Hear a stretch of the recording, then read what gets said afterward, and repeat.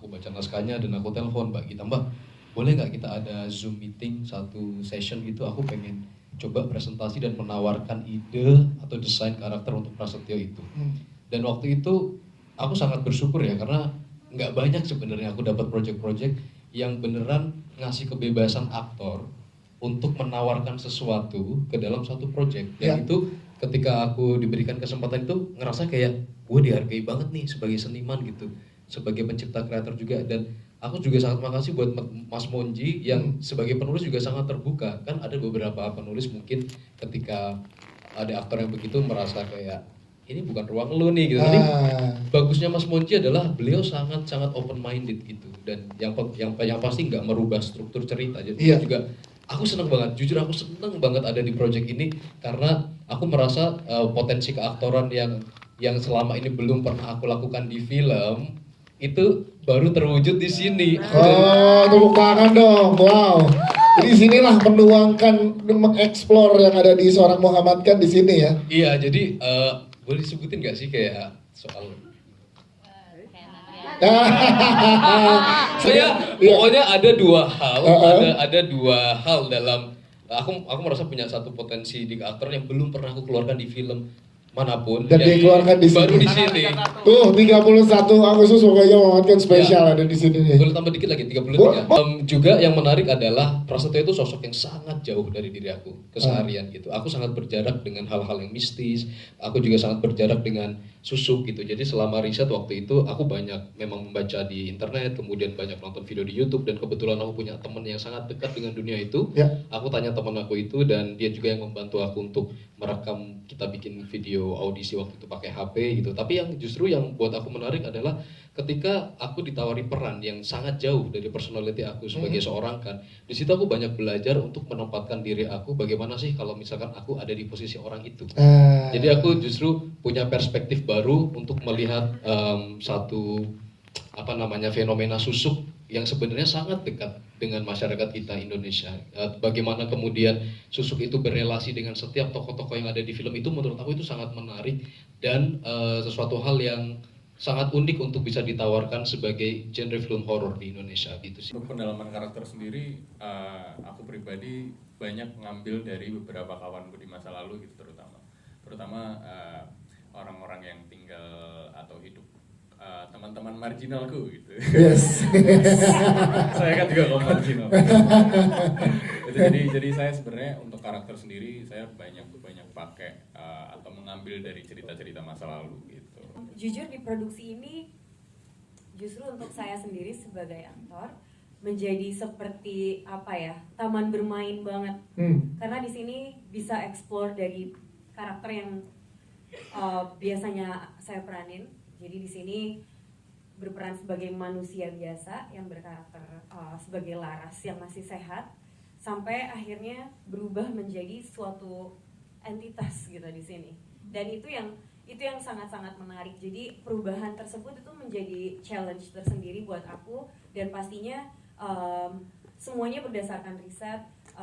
Kita sempat nanya-nanya juga, ngobrol juga sama orang yang biasa melepaskan susuk dan ritualnya seperti apa dan efeknya itu biasanya seperti apa, itu diceritain dan itu dijadikan referensi untuk karakter yang diperankan nantinya. Jadi nanti di film yang kalian lihat atau mungkin yang sudah sempat dilihat juga di trailer, itu sebenarnya berdasarkan cerita yang ada gitu, dan memang nyata, dan itu berdasarkan riset dari yang kita semua tim lakukan gitu. Dan saya sangat bersyukur sekali karena di sini semuanya mendukung, mulai dari produser sampai sutradara gitu, ikut nemenin untuk risetnya dan benar-benar memfasilitasi untuk untuk mencari karakter Laras ini. Ngobrol langsung seperti apa. Di lokasi syuting kita ada beberapa lokasi, dan justru kalau buat saya sendiri, kalau lokasinya ada sedikit energi yang mungkin berbeda dari biasanya, itu malah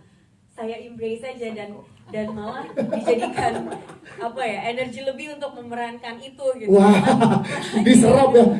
Cuman emang siap-siap aja yang jagain di sekitarku, itu kayak butuh energi besar untuk menjaga gitu pada saat proses syuting. Dan untungnya mungkin salah satu jadi tantangan juga waktu itu lagi bulan puasa kan. Syutingnya? Kita syutingnya bulan puasa, jamnya terbalik, itu jadi tantangan lah buat kita semua, tapi di sini semuanya menyenangkan, semuanya passionate, dan jadi walaupun capek tapi semua tuh di sekitar masih pada semangat, jadi oh yaudah yuk gitu. Iya, jadi aku kan lumayan tanda kutip nantangin ya. Maksudnya maksudnya kita syuting bareng-bareng, ayo apa dong gitu. Apa ya. Jadi kita di dekat kita syuting itu ada air terjun di sana. Terus satu kali datang ketagihan. Tapi yang kedua ini nih agak lain. Kita datang pas maghrib ke sana gitu, dan memang ya salah sih ya datang pas maghrib. Orang-orang di situ juga udah bilang jangan datang, tapi kita tetap main. Aku, Hana, dan beberapa pemain lain. Selesai dari sana banyak hal yang ngerepotin banget. Apa contohnya? Ke fisik sih, tiba-tiba di sini berat, terus udah dibersihin sama yang ngejagain kita tuh, wah ini dari mana gitu. Iya kita dari air terjun. Waduh, ngikutnya orang. Akhirnya kayak oh gini ya, efek dari bandel gitu. Tapi oh iya, mau cerita juga ada satu. Jadi waktu itu ada satu adegan yang lumayan berat dan lumayan besar gitu. Dan di situ ada 3 orang nyamperin karena lagi into karakter, jadi nggak terlalu mikirin kan. Tapi ada yang nyamperin, Hana jangan ngelamun ya gitu. Oh oke siap. Terus udah gitu setengah jam kemudian tiba-tiba lagi ada yang datang, Hana istighfar ya. Oke, ada apa nih di sekitarku gitu langsung. Terus tiba-tiba ada satu lagi terakhir, Hana kamu jangan ngelamun ya, pokoknya ini kenapa sih?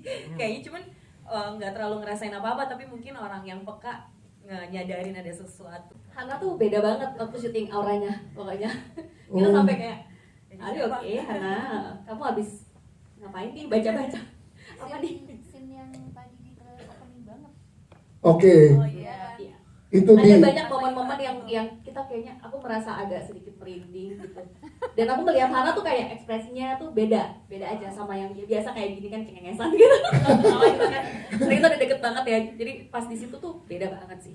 Menurutku salah satu kunci kesuksesan dari sebuah film adalah ketika kita akhirnya menemukan keluarga baru gitu di Susuk ini gitu. Jadi buat aku pribadi selama menjalani prosesnya, akhirnya aku menyadari bahwa oh ternyata aku menemukan keluarga baru di Susuk ini, dan ternyata semua orang yang terlibat memang sudah dipilihkan dari awal oleh sang semesta gitu ya. Sehingga akhirnya kita berkumpul sama-sama kita mau bikin film yang bagus gitu, dan akhirnya semua orang mengeluarkan energi positifnya gitu. Jadi akhirnya kita saling menyerap satu sama lain gitu, sehingga ketika ketemu dengan momen-momen yang lumayan berat di set gitu ya, apalagi kita tahu secara teknis itu sulit gitu dan waktu terbatas, tapi dengan support dari teman-teman pemain yang very passionate gitu, terus dari teman-teman kru juga yang emang pokoknya kita mau do the best aja untuk bikin film ini jadi yang terbaik.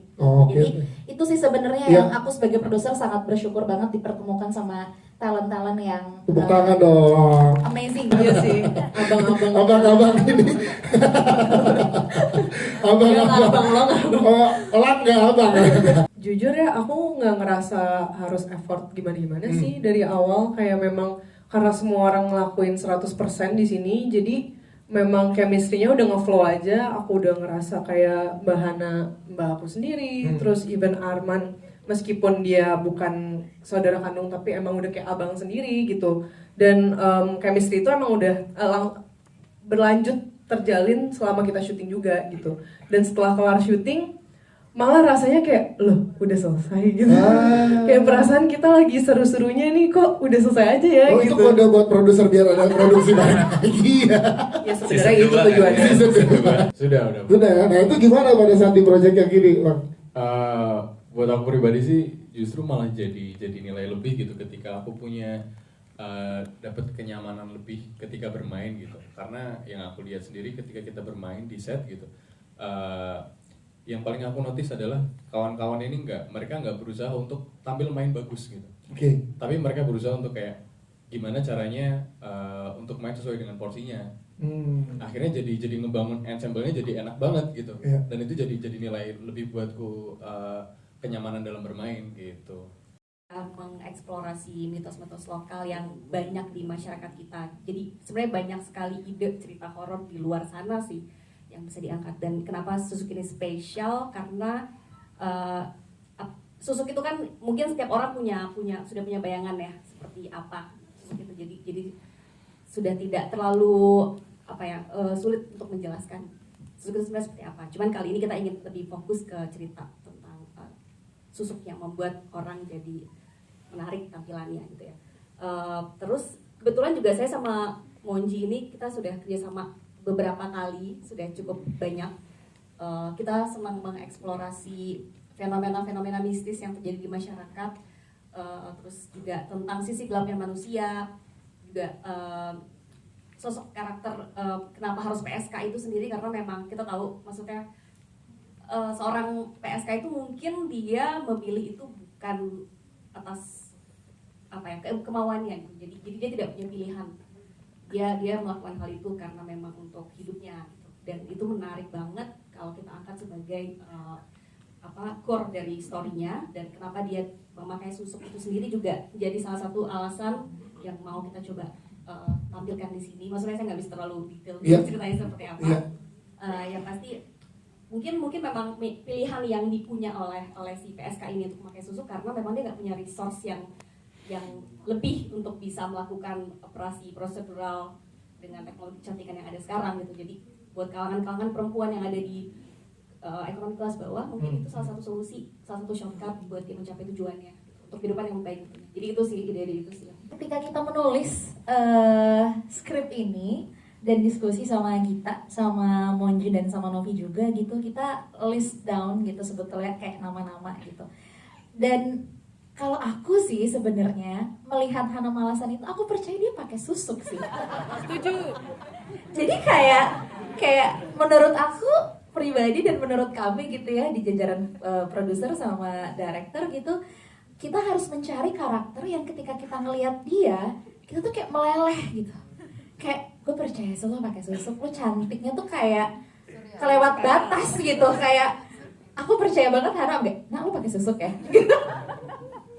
Kayak pertama kali ketemu gitu. Jadi waktu itu kayak kita ketemu malah tahun baru ya nak, kayak tanggal 1 Januari banget gitu, kayak abis tahun baru terus sore-sore kita ngopi bareng gitu, kayak nah kita punya cerita nih, ketemu yuk ngobrol gitu. Terus kita sharing ceritanya tentang susuk, karakternya seperti apa gitu. Dan memang dari awal ketika kita mendesain karakter ini, kita bilang sama Hana, kamu adalah orang pertama yang kami tawarkan dan kami nggak punya opsi nak, jadi harus kamu. Agak maksa sih, setengah memaksa, kayak ini harus kamu yang mainin sih, karena kita percaya kamu yang bisa deliver cerita ini gitu. Jadi begitupun dengan karakternya Arman, kayaknya Arman udah di pitch sama Monji malah dari waktu Jakarta Film Week ya, kayak dari bulan Oktober udah di pitch gitu. Terus Ersha begitu juga hal yang sama gitu. Jadi aku merasa aku tuh selalu berteman sama Ersha di sosial media, dan aku tuh tiap ngeliat dia kayak aku pengen banget satu hari bisa collab lagi nih sama Ersha gitu. Jadi beberapa peluang akhirnya dapet di susuk gitu. Meski awalnya dia menolak kayak kak, kayak aku nggak pede deh, aku nggak yakin gitu. Tapi setelah ketemu sama tim, akhirnya dia mulai oke, kayaknya gue mau deh kak gitu. Dan akhirnya bisa bersama dengan kita. Berikutnya juga sama dengan karakternya Elang dan karakternya Kan gitu. Jadi sebenarnya teman-teman yang hadir di sini adalah pilihan pertama kami sebagai produser dan director gitu. Jadi pilihan pertama kita langsung tawarkan ke orang yang bersangkutan gitu, dan alhamdulillahnya mereka langsung approve, oke let's do it gitu. Jadi kayak kita nggak punya opsi sama sekali di tataran pemain, ya ada tapi nggak pernah kita approach karena teman-teman di sini juga akhirnya bersepakat untuk berkumpul di susuk. Iya, yang donder banyak. Dari mulai karakter, manajer, orang tua kita donder. Sebenarnya siapa sih target audiens dari film ini gitu? Film ini dibikin oleh kami para perempuan-perempuan seperti tadi yang aku sempat bilang gitu, punya insecurity for something gitu, dan kita pengen berharap bahwa teman-teman perempuan di luar sana berapapun usianya, mereka bisa terwakili dengan film ini. Dan ini film untuk teman-teman juga, selain emang secara proses ternyata kami juga cukup challenging ya gitu, dan kami berharap semua perempuan di luar sana bisa ikut menikmati film ini. Ya sorry Monji, aku tidak menganggapmu perempuan, tapi kamu adalah satu-satunya laki-laki di antara ketiga perempuan ini. Dan kita banyak banget diskusi ketika prosesnya, bahkan target audiens adalah salah satu pembicaraan kita pertama gitu, yang akan menemani perjalanan kita membelokkan setiap karakter dan setiap cerita gitu. Oke, target audiensnya siapa, kita mau ngomong siapa, ayo kita jagain ini terus biar gak kemana-mana gitu.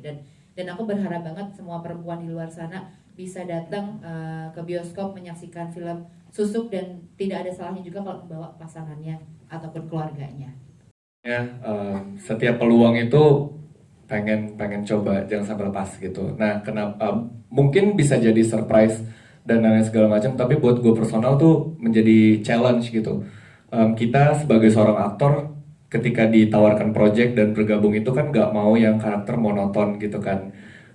Ada banyak versi manusia yang bisa kita tawarkan di masing-masing project gitu, dan di Susuk ini menarik gitu buat gue bikin. Dan Bagita lumayan memfasilitasi itu ketika dibilang dia supir taksi, cinta bertepuk sebelah tangan, ada banyak versi Arman di kepala gue, dan akhirnya kita diskusi. Bagita tuh bilang, Jor, explore, Arman udah punya lo mau kayak apa, yuk kita discuss gitu. Jadi memang menjadi tantangan buat gue untuk bikin karakter di setiap film itu harus berbeda, karena manusia tuh luas banget, banyak, nggak itu aja. Film Susuk ini saya tulis dengan melihat, jadi saya pengen menceritakan apa yang saya lihat, yang sebenarnya orang-orang juga lihat. Saya pengen sejujur mungkin dari apa yang saya lihat itu, saya mencoba menceritakan sebaik mungkin. Semoga bisa menjadi sebuah tontonan yang menarik. Alhamdulillah nomor 2, jadi masih banyak jawaban. Film Susuk ini bukan cuman horor dengan gore dan mencekam segala macam, tapi ada dramanya di sini. Jadi bukan cuman untuk menakut-nakuti, tapi ada hikmah yang kita bisa bawa pulang setelah nonton film ini. Dan gue bisa janji ke kalian semua, ensemble pemainnya di sini kawin banget. Jadi jangan sampai dilewatkan pas nanti tayang 31 Agustus di bioskop. Kalau kalian mencari tontonan yang sangat relate dengan masyarakat Indonesia dan kemudian melihat bagaimana karakter-karakter itu dibangun dan punya relasi dengan Susuk itu, dengan sajian artistik yang sangat memukau, dengan sinematografi yang sangat oke banget, Susuk yang paling tepat. Karakter-karakter di dalam film Susuk ini sebenarnya kalau dipecah masing-masing mereka punya kompleksitas yang tinggi, dan ketika dipecah mereka punya film masing-masing mungkin ya. Jadi akan sangat menarik kita nanti mantau karakternya satu-satu di film Susuk. Oke, lah gitu. Terima kasih. Mbak Novi, silakan. Oke, film Susuk ini kami buat dari hati, dengan penuh rasa syukur bisa bertemu dengan seluruh tim, seluruh cast gitu, dan kami berharap semua karya kami nyampe ke hati teman-teman semua, teman-teman media di sini, dan juga kalau tidak keberatan bantu karya ini untuk disebarkan jauh lebih luas di luar sana. Siap, terima kasih. Hana, Malasan silakan. Enaknya di bagian ini diambil semua kayaknya. Ya kurang lebih sama dengan yang lain. Kalau kalian mencari hiburan dengan cerita yang sangat kuat, dengan visual yang luar biasa, dengan scoring sound yang juga luar biasa, ini kalian tidak boleh melewatkan Susuk, karena benar semuanya dikerjain dengan sepenuh hati. Film Susuk ini mungkin aku juga bingung deh. Udah banyak. Ya mungkin film ini mencoba untuk menghadirkan teror baru lagi dari seorang pengguna Susuk dan apa efeknya dari itu yang mungkin belum banyak orang yang tahu. Dan satu lagi ini punya ensemble cast yang keren banget, jadi sepertinya layak untuk kita tonton bersama-sama di bioskop 31 Agustus. Oke, untung aku ada ide. Oh iya, pas ya. Thank God. Sebenarnya alasan awal kenapa aku juga tertarik untuk ngambilin film ini karena alpha females di sini.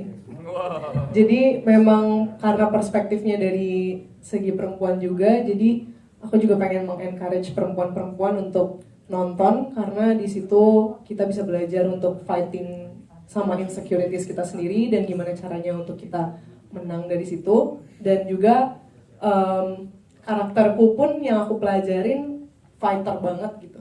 Jadi aku penasaran banget ngelihat reaksi orang-orang gimana impressionnya ngelihat perempuan yang bisa se-fight itu tentang apa yang dipercayai gitu. merangkum semua yang sudah teman-teman sampaikan gitu ya. Yang pasti ketika teman-teman menonton film ini, kalian akan menyaksikan sesuatu sajian yang sangat berbeda dari film-film horor yang lainnya. Kalian akan mendapatkan cerita yang utuh dari filmnya dengan penampilan terbaik dari setiap pemain. Dan sebelum tanggal 31 Agustus pastinya kita akan mengundang teman-teman menjadi yang pertama. Please gitu save the date untuk hadir lagi di ruangan ini untuk kita menyaksikan sama-sama film Susuk yang nanti akan tayang tanggal 31 Agustus di bioskop.